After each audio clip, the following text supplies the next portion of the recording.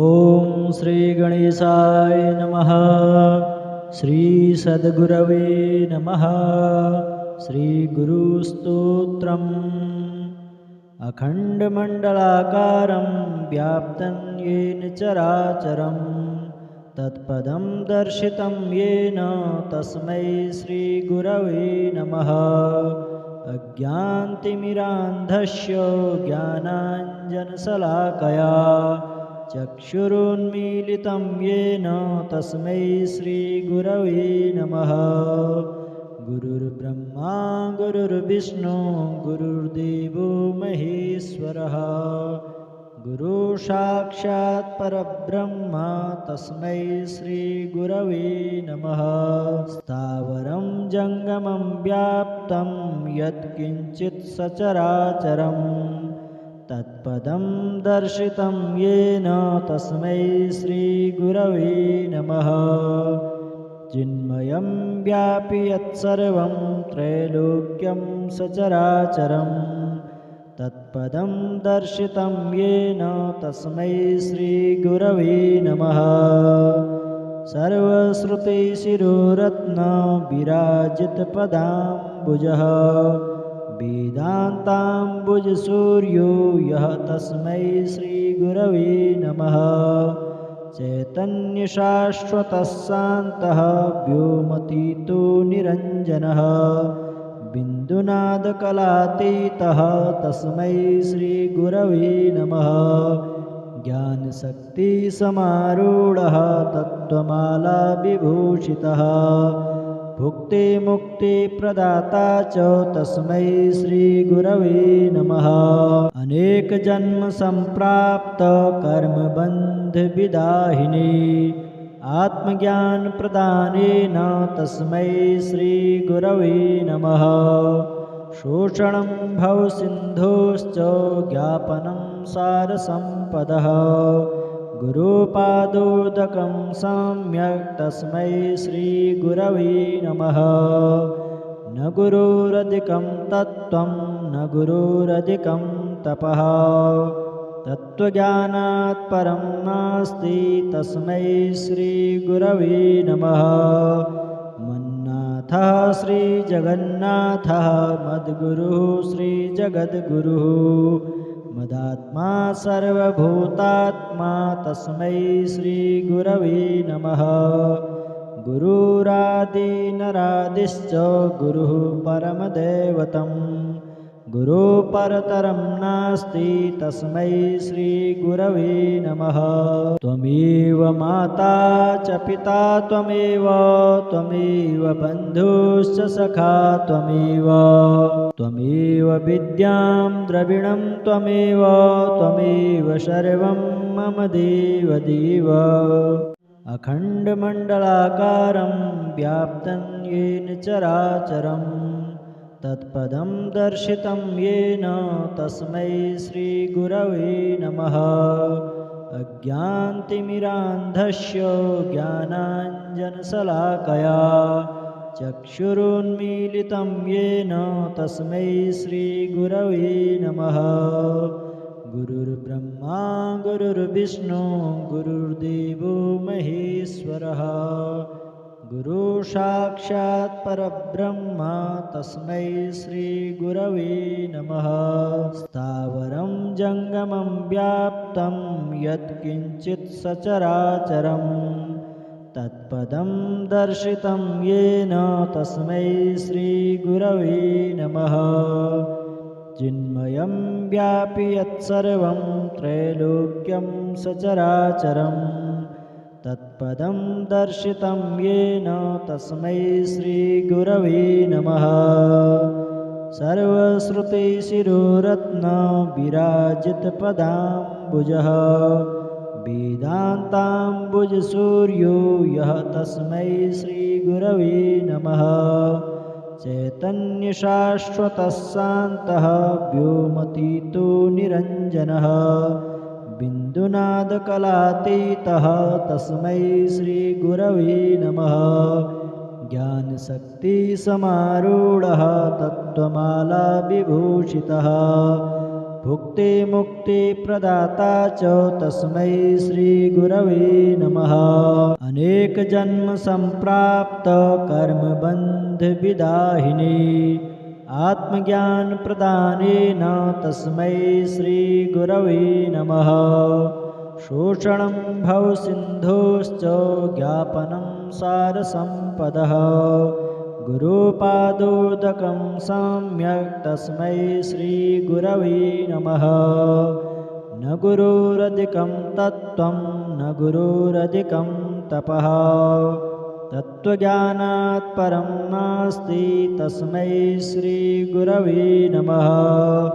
मन्नाथः श्रीजगन्नाथः मद्गुरुः श्रीजगद्गुरुः मदात्मा सर्वभूतात्मा तस्मै श्रीगुरवे नमः।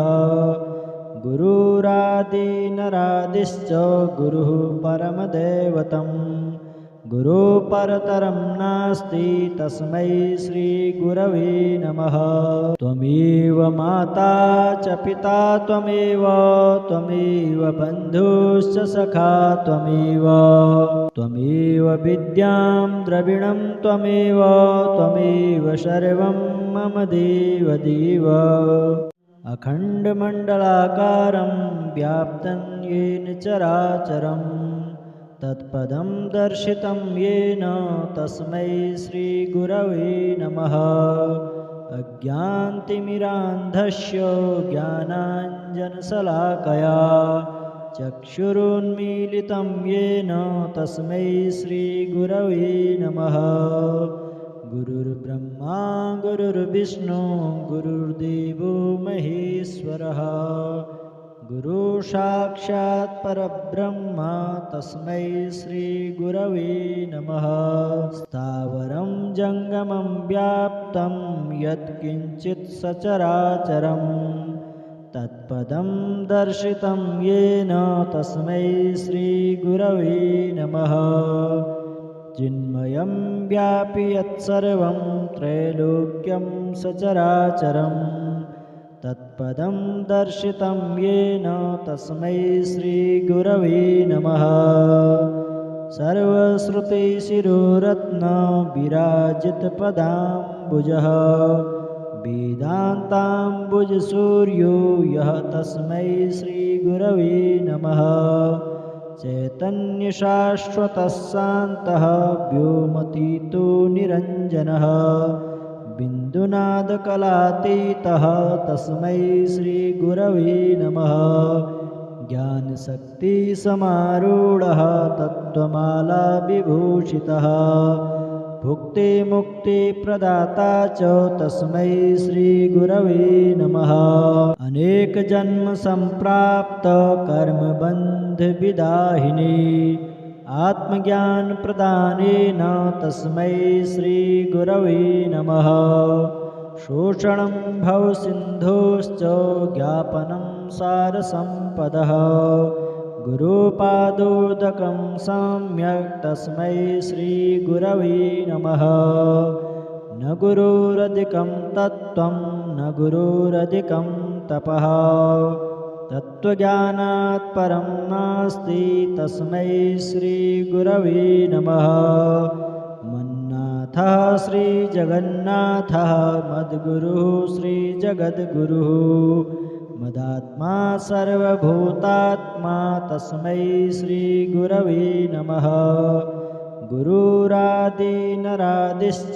गुरुः परमदैवतं गुरुपरतरं नास्ति तस्मै श्रीगुरवे नमः।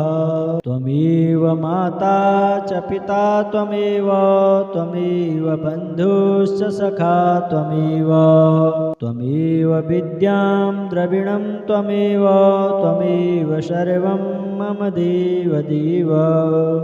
अखण्डमण्डलाकारं व्याप्तं येन चराचरं तत्पदं दर्शितं येन तस्मै श्रीगुरवे नमः। अज्ञानतिमिरान्धस्य ज्ञानाञ्जनशलाकया चक्षुरुन्मीलितं येन तस्मै श्रीगुरवे नमः। गुरुर्ब्रह्मा गुरुर्विष्णु गुरुर्देवो महेश्वरः गुरु साक्षात् परब्रह्म तस्मै श्रीगुरवे नमः। स्थावरं जङ्गमं व्याप्तं यत्किञ्चित् सचराचरं तत्पदं दर्शितं येन तस्मै श्रीगुरवे नमः। चिन्मयं व्यापि यत्सर्वं त्रैलोक्यं सचराचरं तत्पदं दर्शितं येन तस्मै श्रीगुरवे नमः।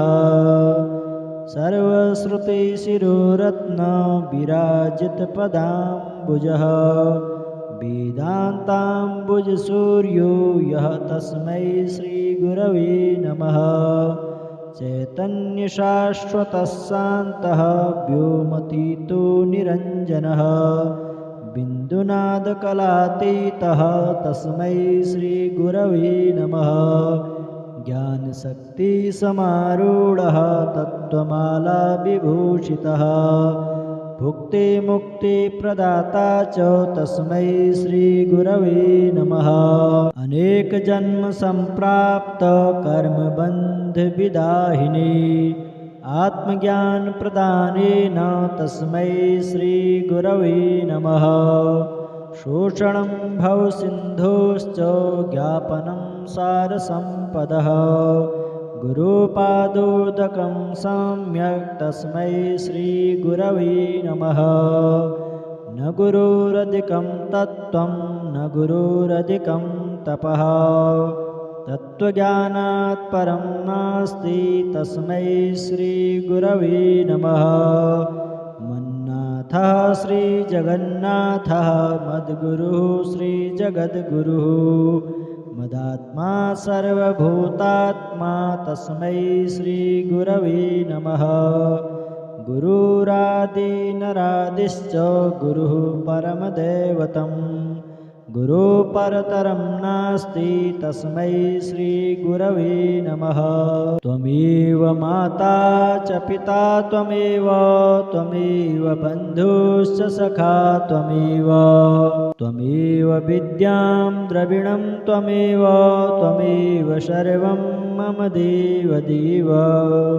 अखण्डमण्डलाकारं व्याप्तं येन चराचरं तत्पदं दर्शितं येन तस्मै श्रीगुरवे नमः। अज्ञानतिमिरान्धस्य ज्ञानाञ्जनशलाकया चक्षुरुन्मीलितं येन तस्मै श्रीगुरवे नमः।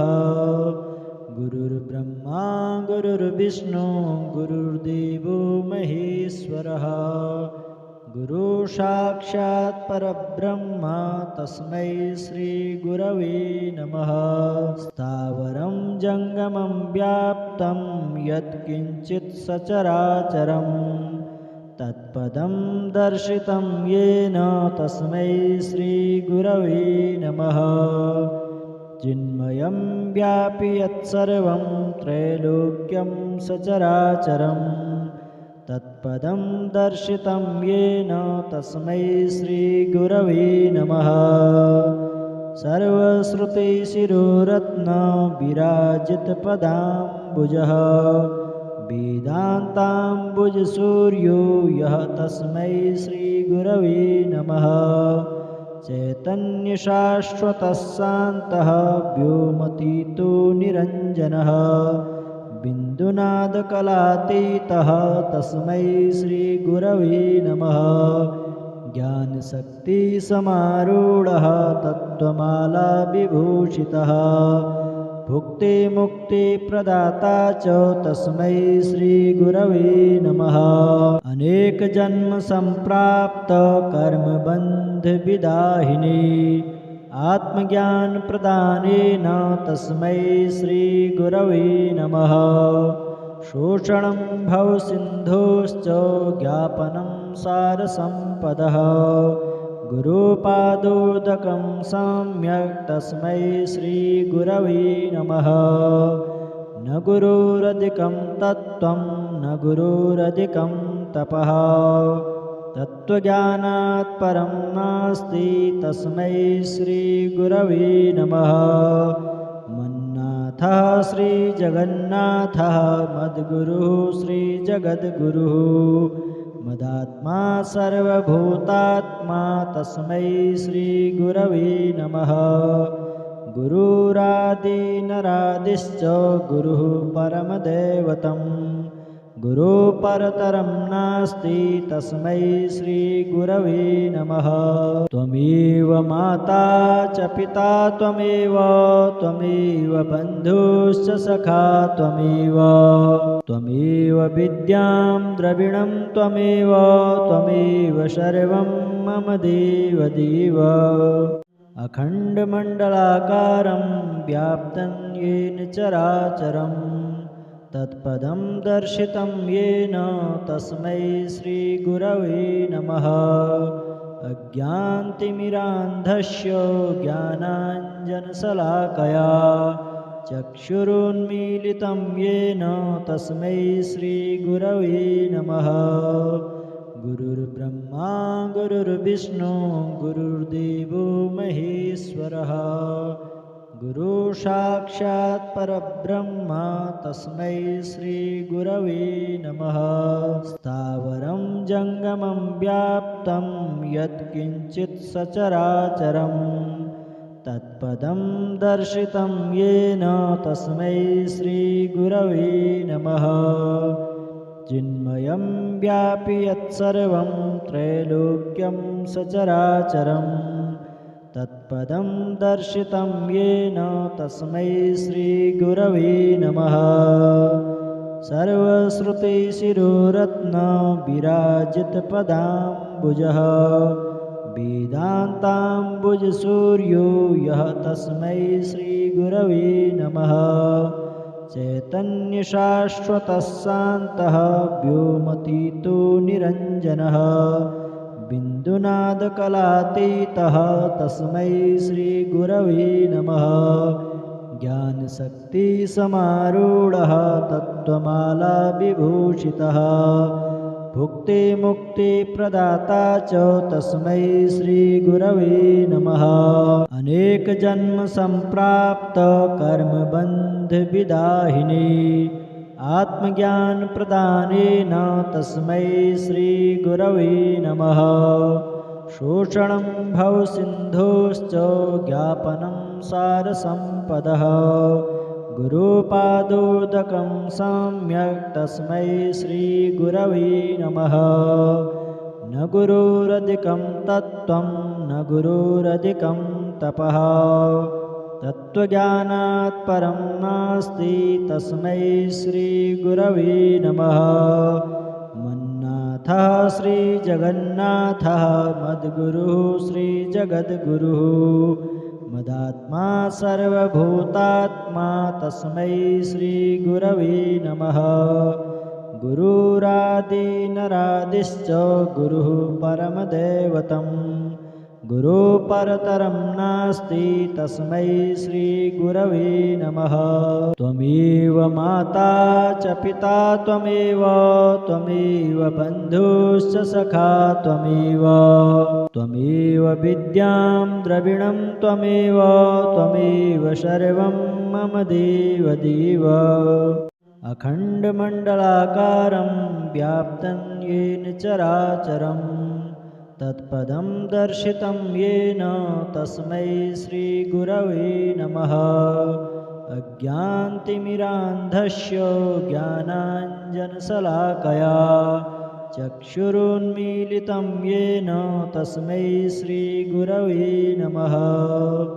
गुरुर्ब्रह्मा गुरुर्विष्णु गुरुर्देवो महेश्वरः गुरुसाक्षात् परब्रह्म तस्मै श्रीगुरवे नमः। स्थावरं जङ्गमं व्याप्तं यत्किञ्चित् सचराचरं तत्पदं दर्शितं येन तस्मै श्रीगुरवे नमः। चिन्मयं व्यापि यत्सर्वं त्रैलोक्यं सचराचरं तत्पदं दर्शितं येन तस्मै श्रीगुरवे नमः। सर्वश्रुतिशिरोरत्नविराजितपदाम्बुजः वेदान्ताम्बुजसूर्यो यः तस्मै श्रीगुरवे नमः। चैतन्यशाश्वतः शान्तः व्योमतीतो निरञ्जनः बिन्दुनादकलातीतः तस्मै श्रीगुरवे नमः। ज्ञानशक्तिसमारूढः तत्त्वमालाविभूषितः भुक्तिमुक्तिप्रदाता च तस्मै श्रीगुरवे नमः। अनेकजन्मसम्प्राप्तकर्मबन्धविदाहिने आत्मज्ञानप्रदानेन तस्मै श्रीगुरवे नमः। शोषणं भवसिन्धोश्च ज्ञापनं सारसम्पदः गुरुपादोदकं सम्यक् तस्मै श्रीगुरवे नमः। न गुरुरधिकं तत्त्वं न गुरुरधिकं तपः तत्त्वज्ञानात् परं नास्ति तस्मै श्रीगुरवे नमः। मन्नाथः श्रीजगन्नाथः मद्गुरुः श्रीजगद्गुरुः मदात्मा सर्वभूतात्मा तस्मै श्रीगुरवे नमः। गुरुरादिनरादिश्च गुरुः परमदैवतं गुरुपरतरं नास्ति तस्मै श्रीगुरवे नमः। त्वमेव माता च पिता त्वमेव बन्धुश्च सखा त्वमेव विद्यां द्रविणं त्वमेव सर्वं मम देवदेव। अखण्डमण्डलाकारं व्याप्तं येन चराचरं तत्पदं दर्शितं येन तस्मै श्रीगुरवे नमः। अज्ञानतिमिरान्धस्य ज्ञानाञ्जनशलाकया चक्षुरुन्मीलितं येन तस्मै श्रीगुरवे नमः। गुरुर्ब्रह्मा गुरुर्विष्णु गुरुर्देवो महेश्वरः गुरुसाक्षात् परब्रह्म तस्मै श्रीगुरवे नमः।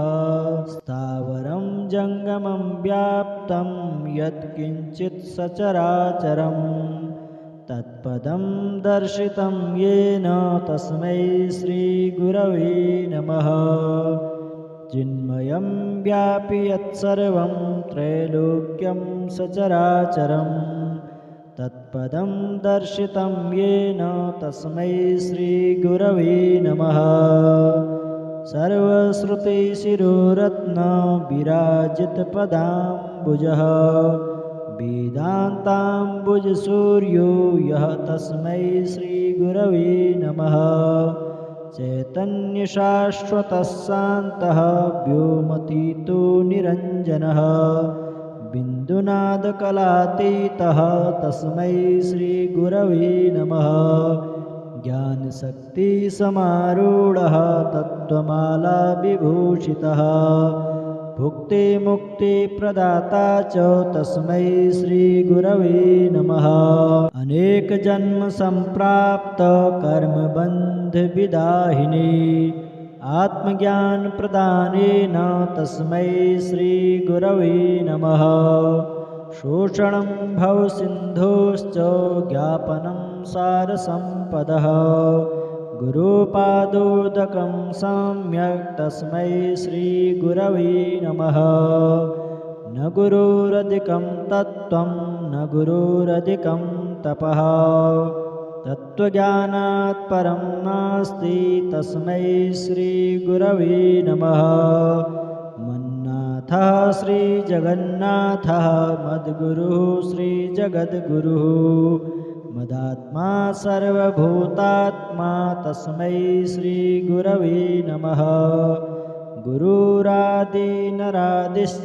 गुरुः परमदैवतं गुरुपरतरं नास्ति तस्मै श्रीगुरवे नमः।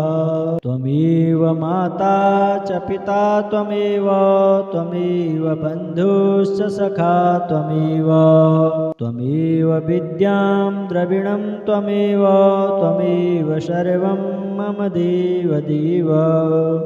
अखण्डमण्डलाकारं व्याप्तं येन चराचरं तत्पदं दर्शितं येन तस्मै श्रीगुरवे नमः। अज्ञानतिमिरान्धस्य ज्ञानाञ्जनशलाकया चक्षुरुन्मीलितं येन तस्मै श्रीगुरवे नमः। गुरुर्ब्रह्मा गुरुर्विष्णु गुरुर्देवो महेश्वरः गुरुसाक्षात् परब्रह्म तस्मै श्रीगुरवे नमः।